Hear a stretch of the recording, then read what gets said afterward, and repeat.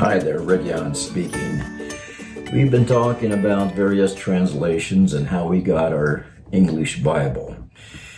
And we've talked about John Wycliffe and William Tyndale and Miles Coverdale and the Matthew's Bible and the Bishop's Bible and the Great Bible and the Geneva Bible and others. But now I would like to talk to you about the King James translation. I love the King James translation. I've used it for many, many years. In fact, my great-grandmother, when I graduated from high school, my great-grandmother gave me a Schofield Reference King James Bible. Boy, was I proud of that. And I used that throughout my days at Philadelphia College of Bible and Dallas Seminary and into my early ministry. I used the King James translation when I went to Minneapolis as a Christian education director. And in my first pastoral ministry in Winnipeg, Canada, I used the King James translation.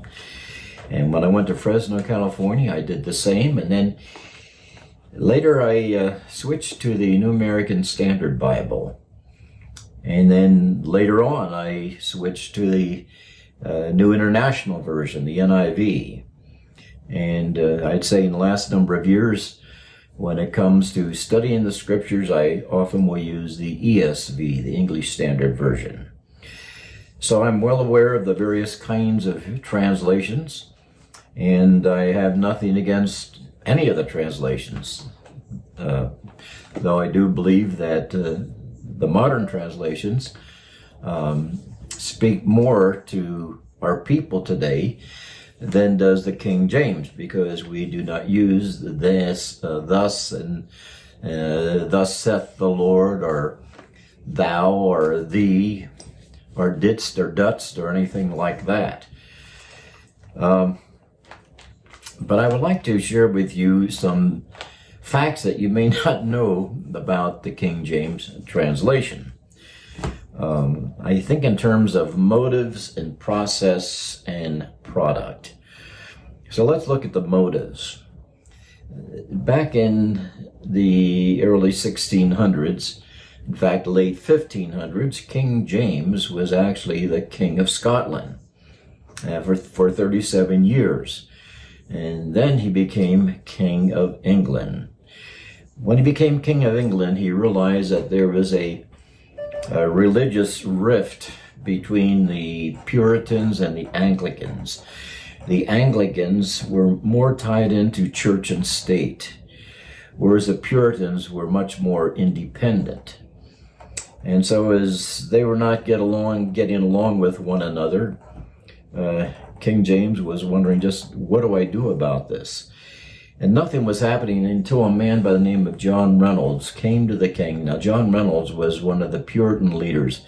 And he came to the king and he says, we need a new translation of the English Bible. When King James heard about that, he was very pleased, because he saw that if they had a brand new translation, that would probably show his authority both politically and religiously. And so he got 54 scholars together, brought them to Hampden Court, divided them into 6 committees. 3 of the committees worked on the Old Testament, 2 worked on the New Testament, and 1 worked on the Apocrypha.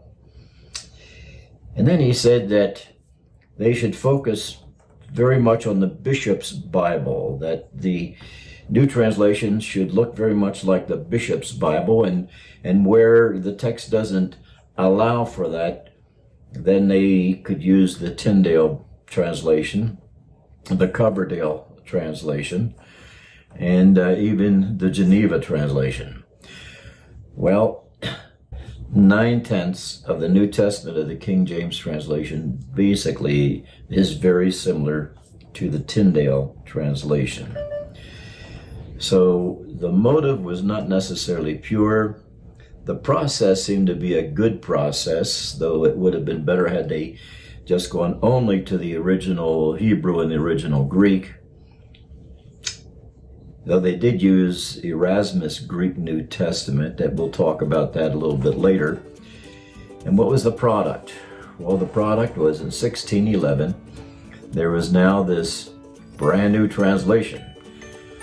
Now you would think that people would be so thrilled with it and everything, but remember, this was after the printing press, and the printers did not necessarily get the translation right. Well, in the next video, I'm going to share with you some nicknames for the printed versions of the King James translation. Remember, the problem was not with the translation, but with the printings of the translation. And there are some interesting nicknames that were given to those Bible translations. We'll talk about that in the next video.